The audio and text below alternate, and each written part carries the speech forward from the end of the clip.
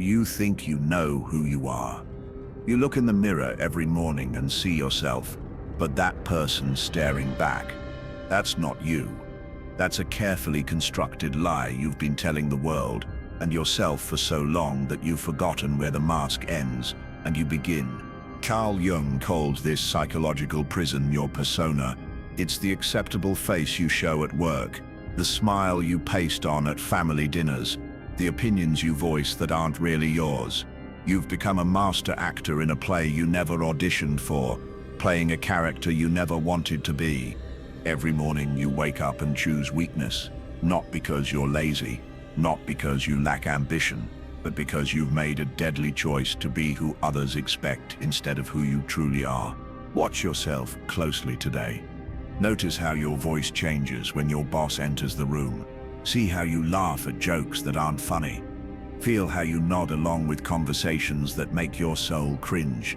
You're dying a slow death, suffocating under the weight of other people's expectations.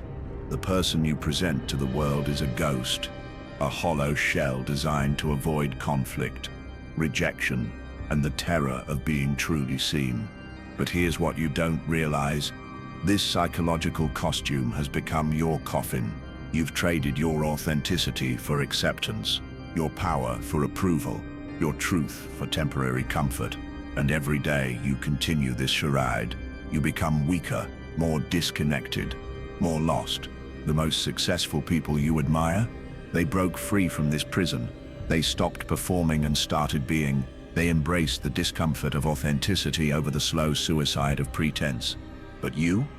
You're still hiding, still pretending, still suffocating behind a mask that was never meant to be permanent. The question isn't whether you're strong enough to remove it. The question is, how much longer can you survive with it on?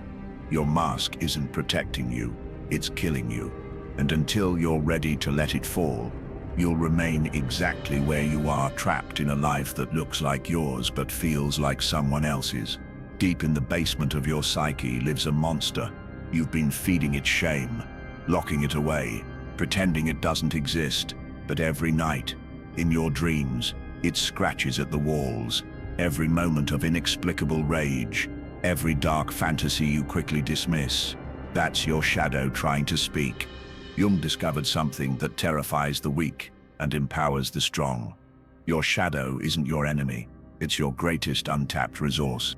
All those impulses you've labeled as bad, your anger, your selfishness, your hunger for power, your sexual desires, they contain raw energy, pure psychological fuel that you've been throwing away because society taught you to be ashamed of your own nature. Think about the people who command respect wherever they go. They didn't achieve that by being nice. They integrated their darkness. They learned to channel their shadow's power instead of suppressing it. Your niceness is weakness disguised as virtue. Your people-pleasing is cowardice, masquerading as kindness. You've been so afraid of your own darkness that you've become psychologically anemic, drained of the very forces that could transform your life. Every great leader in history possessed the same capacity for destruction as for creation. The difference? They learned to dance with their demons instead of being devoured by them. Your shadow contains your assertiveness, your boundaries, your ability to say no. It holds your creative destruction, your willingness to burn down what no longer serves you. It carries your primal confidence, your natural magnetism, your raw authenticity. But you've been taught to fear these aspects of yourself, to suppress them, to be ashamed of the very qualities that could set you free. Here's the truth that will either liberate you or terrify you. The darkest parts of yourself are where your greatest power lies dormant. Your repressed anger could become unstoppable determination. Your buried selfishness could become healthy boundaries. Your hidden arrogance could become unshakable confidence. The serial killer and the saint possess the same psychological raw materials. The difference isn't the presence or absence of darkness, it's the conscious integration of it. You have a choice. Keep running from your shadow and remain weak, fragmented, and incomplete, or turn around, face the monster in your basement, and discover it's been holding the keys to your kingdom all along. Your shadow isn't something to conquer, it's something to understand. integrate, and transform into power. The question is, are you ready to meet the person you've been hiding from? You believe your thoughts are your own. You think your dreams are authentic. You assume your values came from careful consideration. But Jung uncovered a disturbing truth. Most of what you think, feel, and want was programmed into you before you even learned to speak. You're not living your life. You're performing a script written by the collective unconscious, the inherited psychological patterns of your culture, family, and species. You're a puppet dancing to strings you can't see, following instructions you never consciously chose to accept. Look at your life goals. Where did they come from? That house you want, that career you're chasing, that relationship you think will complete you. These aren't your authentic desires. They're mass-produced dreams, psychological products manufactured by a society that profits from your predictable behavior. You've been hypnotized by the collective, mesmerized by shared illusions. You work jobs that drain your soul because everyone says that's responsible. You chase money because everyone agrees it equals success. You suppress your wildest dreams because everyone knows they're unrealistic. But everyone is just a collection of other hypnotized individuals, all following the same unconscious programming, all living variations of the same borrowed life.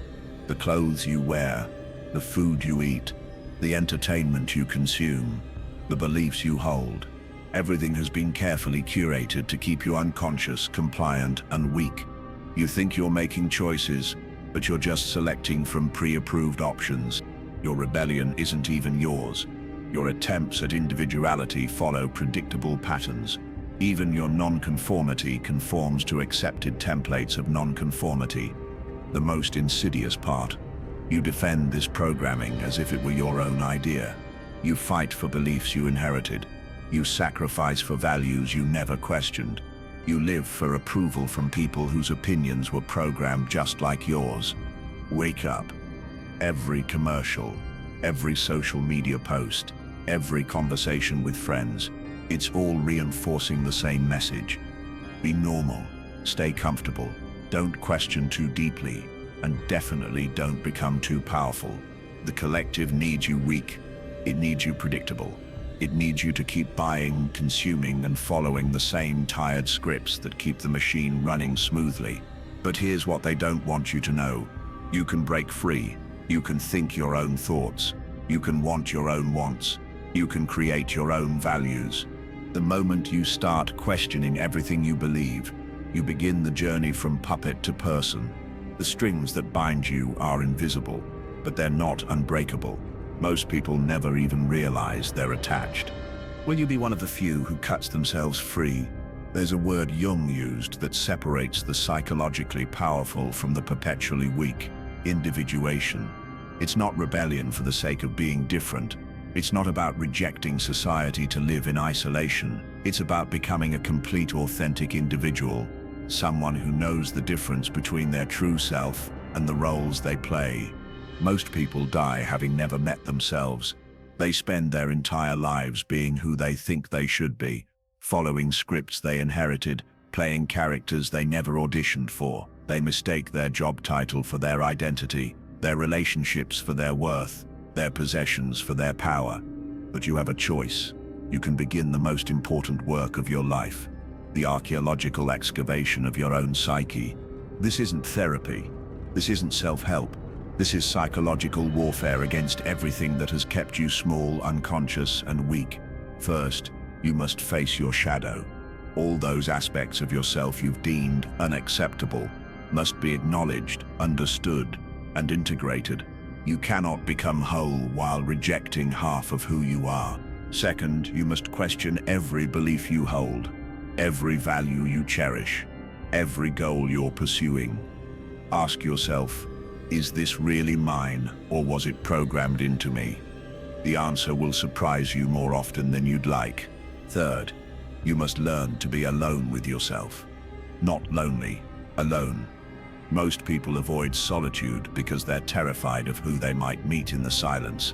But it's only in solitude that you can hear your authentic voice beneath the noise of collective programming. Fourth, you must become comfortable with being misunderstood.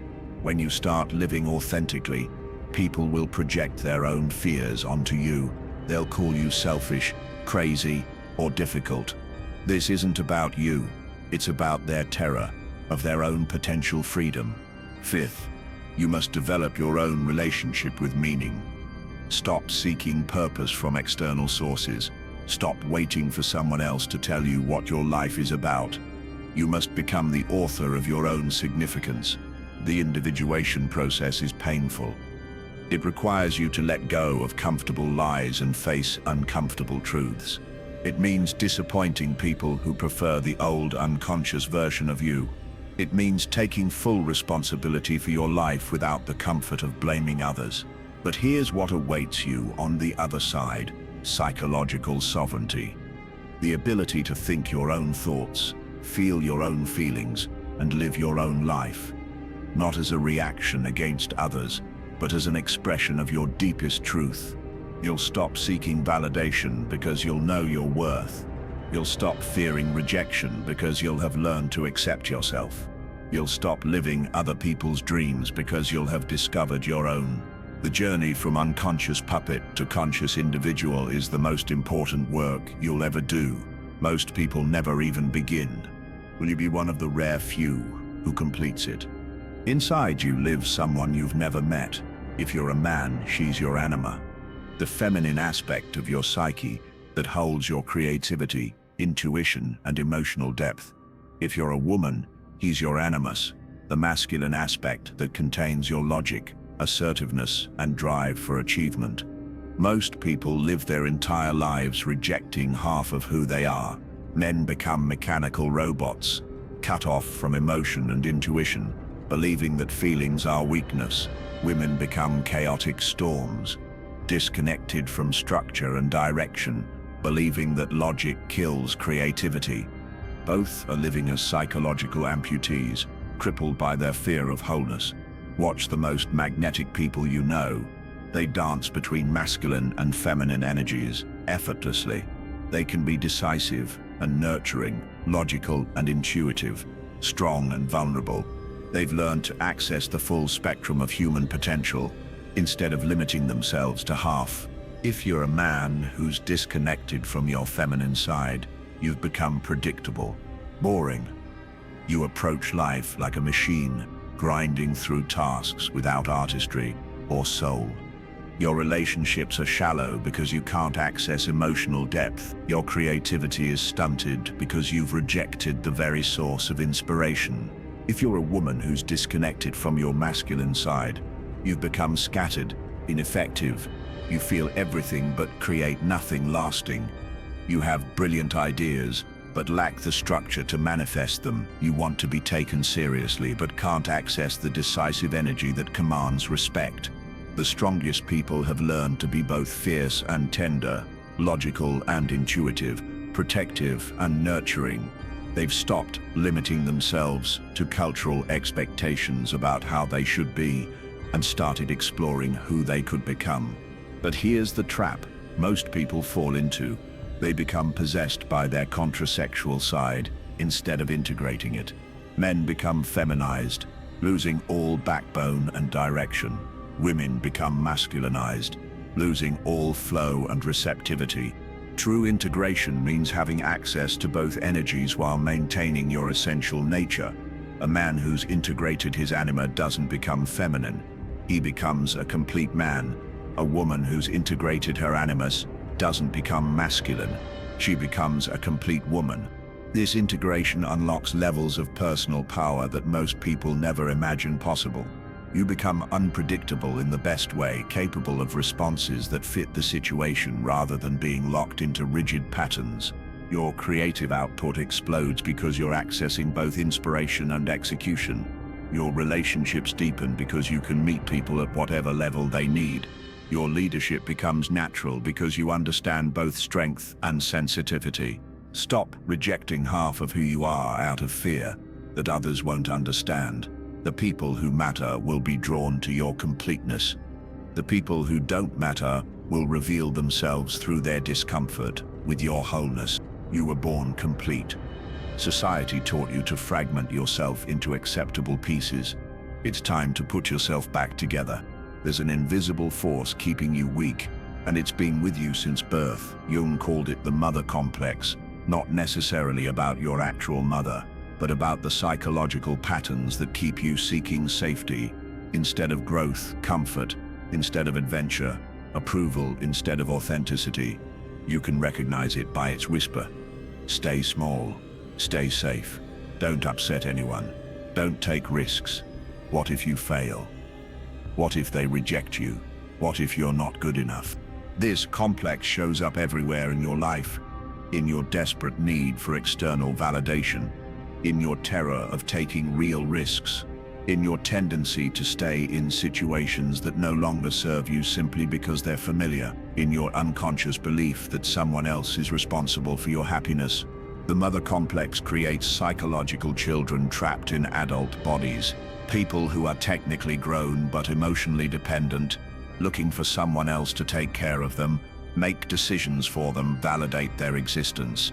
You see it in the man who's 45, but still seeks his mother's approval for every major decision. In the woman who's successful professionally, but collapses emotionally when anyone criticizes her. In the person who has achieved everything they thought they wanted, but still feels empty because it wasn't enough to fill the void where self-love should be.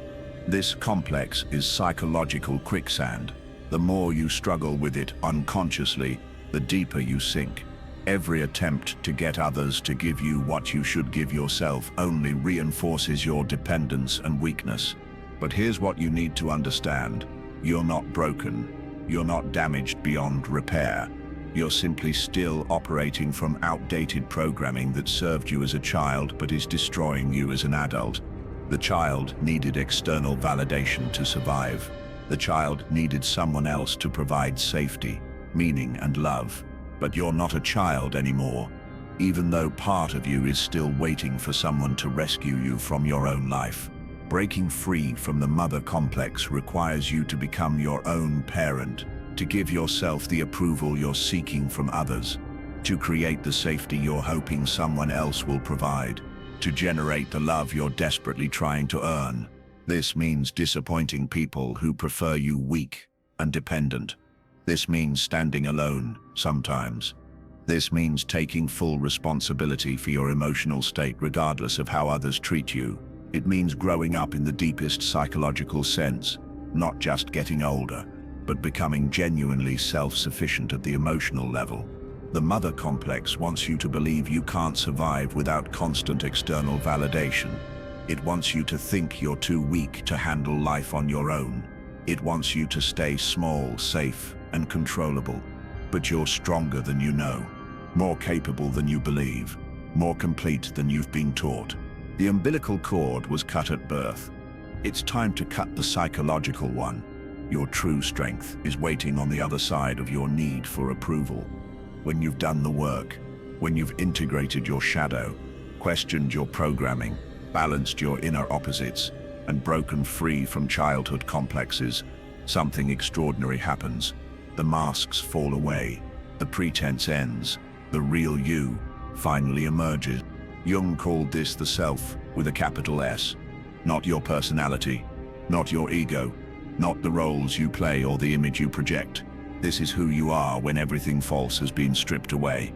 You become psychologically sovereign, a complete person who doesn't need external validation to know their worth. Someone who can stand alone without being lonely, who can love without losing themselves, who can lead without needing to control. The transformation is unmistakable. You stop seeking approval because you've learned to approve of yourself. You stop fearing rejection because you've learned to accept yourself completely. You stop trying to prove your value because you've discovered it was never in question. People notice immediately. There's something different about you now.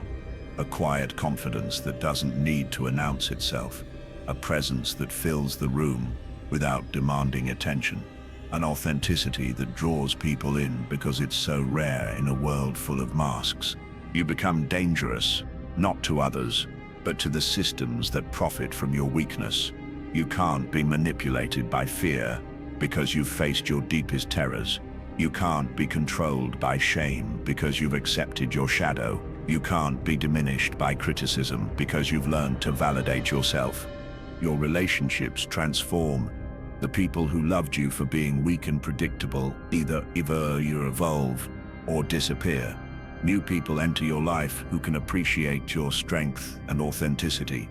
You attract what you are, and you've become someone worth attracting. Your work changes.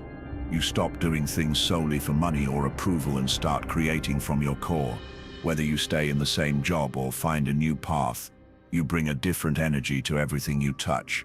Purpose flows through you instead of being something you search for outside yourself. Your relationship with challenge transforms.